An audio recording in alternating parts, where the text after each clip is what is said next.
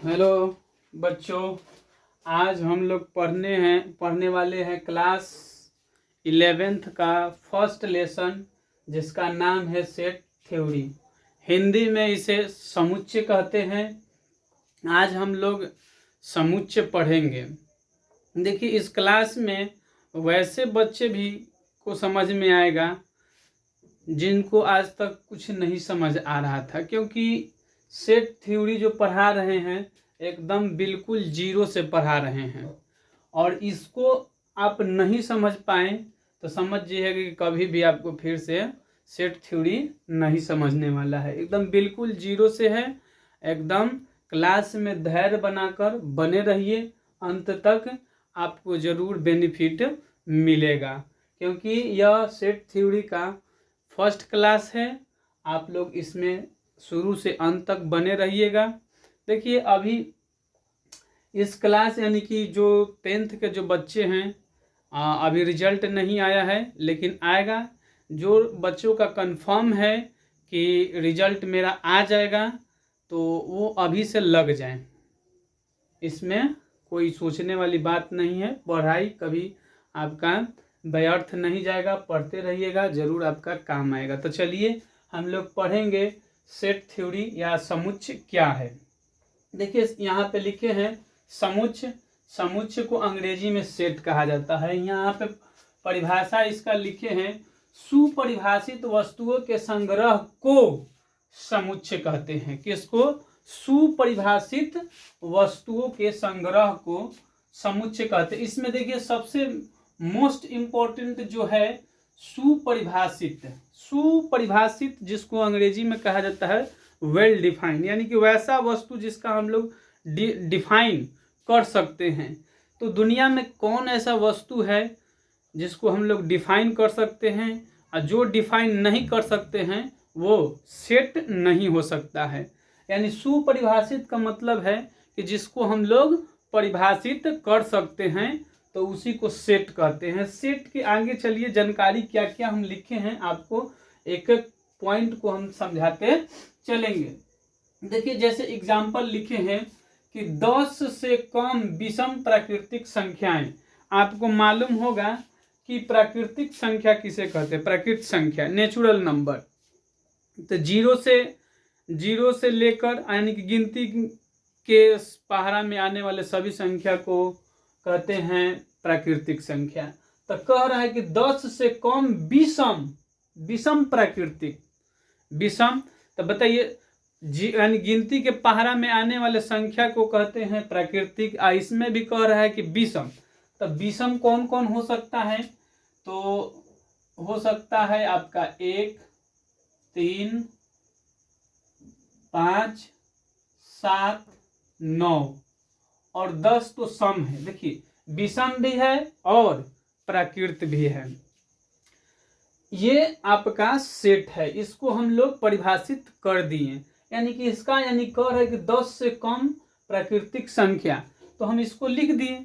यही आपको जब कह देगा कि वास्तविक संख्या, तो वास्तविक संख्या क्या? दुनिया के सब संख्या को वास्तविक संख्या कहते हैं। तो वास्तविक संख्या को यहाँ पे हम लिख सकते हैं, तो नहीं, तो वो आपका हो जाएगा, आपका कभी सेट नहीं होगा। अब देखिए, अंग्रेजी वर्णमाला के सभी स्वर यानी कि भवेल कह रहा है। अंग्रेजी में कितने भवेल होते हैं?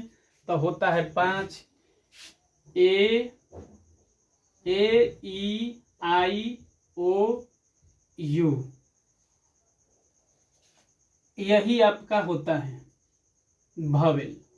तो देखिए, यही तो मेन चीज है इसमें कि सुपरिभाषित, यानी कि जितना कहे और उतना लिखा गया, तो हम इसको डिफाइन कर दिए, इसको लिख दिए, तो इसी को कहते हैं सेट।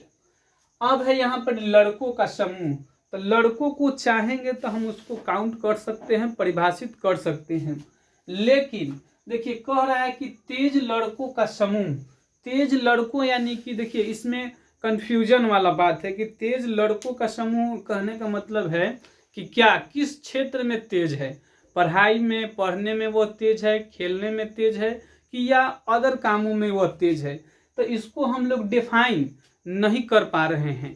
तो यह आपका यह दोनों तो सेट होगा, लेकिन यह सेट ये भी सेट होगा, लड़कों का समूह सेट हो जाएगा, लेकिन तेज लड़कों का समूह कह रहा है तो भाई लड़का जो है किस क्षेत्र में तेज है ये आपको डिफाइन परिभाषित नहीं कर पा रहे हैं, इसलिए यह सेट नहीं होगा। ठीक, नेक्स्ट लिए हैं सुंदर लड़कियों का समूह। सुंदर लड़कियों का समूह यानी कि सुंदरता।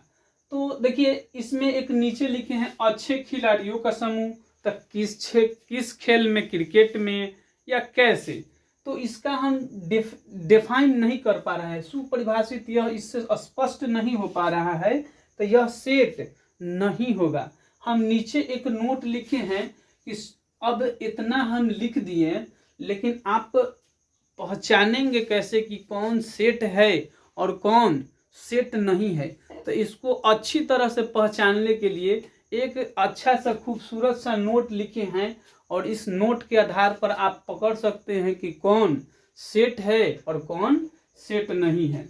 तो देखिए यहाँ पे सेट लिखे हैं नोट नंबर 1 है कि समुच्चय में विशेषण शब्द आने पर उसे समुच्चय में नहीं समझा जाता। यानी कि समुच्चय में जब कोई एडजेक्टिव शब्द आ जाए, विशेषण आ जाए, विशेषण शब्द आ जाए, जुड़ जाए उस सेट से, तो वह आपका बिल्कुल सेट नहीं होगा। इसी आधार पर आप पकड़ सकते हैं, जैसे कह रहा है कि लड़कियों यानी कि सुंदर लड़कियों का समूह, तो इसमें सुंदरता, लड़कियों का सुंदरता बता रहा है, विशेषता बता रहा है, यानी कि यह विशेषण है, तो यह कभी सेट नहीं हो सकता है। बहुत सारे ऐसे हो सकते हैं, भारत में नदियों का समूह, बहुत सारे ऐसे सेट देगा, तो सेट उसी को मानेंगे जो जिसमें विशेषण शब्द नहीं जुड़ा हो, विशेषण जुड़ गया तो उसको समझेंगे कि वह सेट में नहीं है। नोट नंबर 2 है समुच्चय को अंग्रेजी वर्णमाला के बड़े अक्षर ABCXYZ, यानी कि समुच्चय अब जब हमको लिखना पड़े तो समुच्चय के जो समुच्चय है उसको हम किससे लिख सकते हैं। तो देखिए यहाँ पे एक हम एग्जाम्पल लिए हैं, यह समुच्चय है और इसको कहते हैं समुच्चय का अवयव, जिसको अंग्रेजी में कहा जाता है एलिमेंट, और इसको कहते हैं सेट। यानी कि समुच्चय को जब भी हम लिखेंगे तो अंग्रेजी वर्णमाला के कैपिटल लेटर से लिखेंगे, जैसे कि यहाँ पर ए हो सकता है, यहाँ पे हम बी भी लिख सकते हैं, यहाँ पे वाई लिख सकते हैं, यानी कि कैपिटल लेटर का यूज करेंगे। ठीक, लेकिन जब यही हमको लिखना रहेगा समुच्चय के अवयव एलिमेंट को, तो अंग्रेजी वर्णमाला के छोटे अक्षर से लिखते हैं, ABC, या कोई संख्या रहे तो संख्या इसमें लिख देते हैं।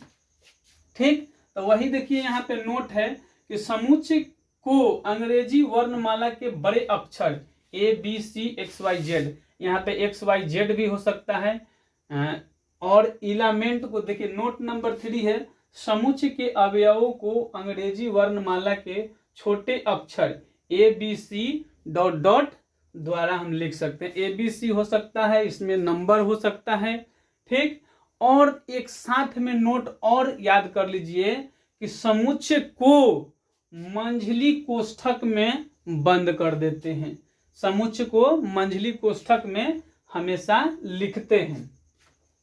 अब देखिए नेक्स्ट है, यदि A समुच्चय बड़ा A का सदस्य हो तो उसे A belongs to capital A लिखते हैं।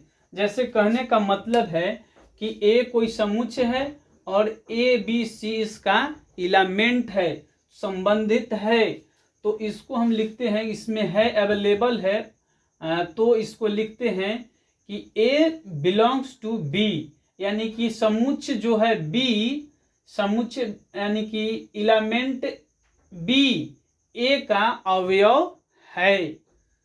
देखिए A बिलोंग्स टू A, यानी कि A छोटा A भी बड़ा A का सदस्य है।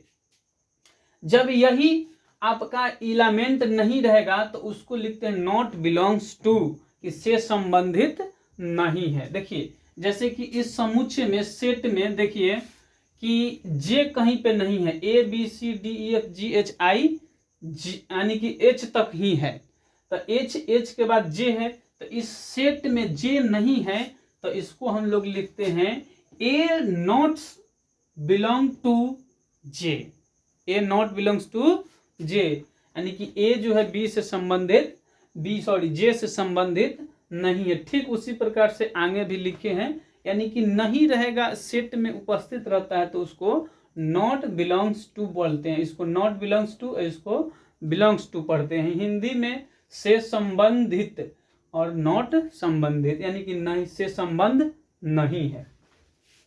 यही नोट आगे लिखे हैं कि यदि ए समुच्चय ए का सदस्य है तो उसे ए बिलोंग्स टू ए लिखते हैं। यदि ए समुच्चय ए का सदस्य नहीं हो तो उसे ए नॉट बिलोंग्स टू लिखते हैं।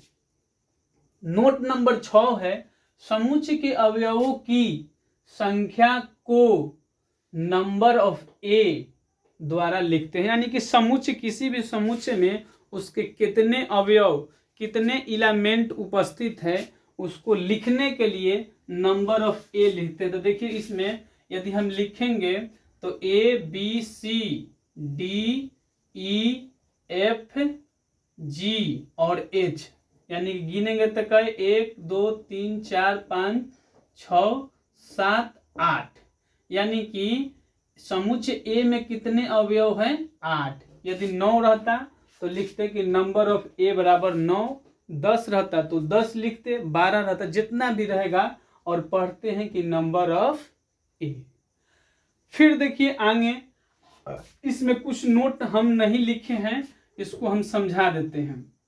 यदि कोई हम सेट लिखते हैं, मान के चलिए कि हम ए सेट लिखते हैं, ए सेट ए ऐसे लिखते हैं A B C D D, तो इसमें कुल कितने अवयव हैं, तो इसमें नोट आप एक लोग नोट लिख लीजिएगा कि समुच्चय में रिपीटेशन अवयव को काउंट नहीं करते हैं। जैसे कि सी 2 बार है तो ना कि इसको गिनेंगे ए बी 1 2 3 4 5 6, ऐसे नहीं गिनेंगे, यह कुल होगा ए बी सी और डी, यानी कि नंबर ऑफ एलिमेंट कितने होंगे 4 होंगे, ना कि 1 2 3 4 5 6 लिखना बिल्कुल गलत है, कभी भी भूल से भी 6 नहीं लिखना है।